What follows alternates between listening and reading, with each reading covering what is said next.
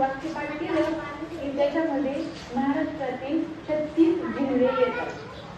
ती ट्रिक अशी आहे, अगं कमला उठ पाय धु छान रस भजी चहा बनव.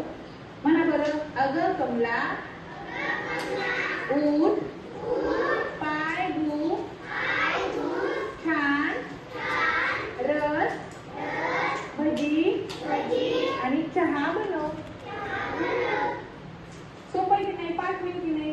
बरं म्हणा बरं आणखी एकदा, अगं कमला उठ पाय धु छान रस भजी चहा बनव. हे जर पाठ केलं पुढच्या पानावर, हे जर पाठ केलं तर मग तुम्हाला जिल्ह्यांची नावं पाठ होतील. आता मला सांगा, अ पासून सुरू होणारे जिल्हे सांगा.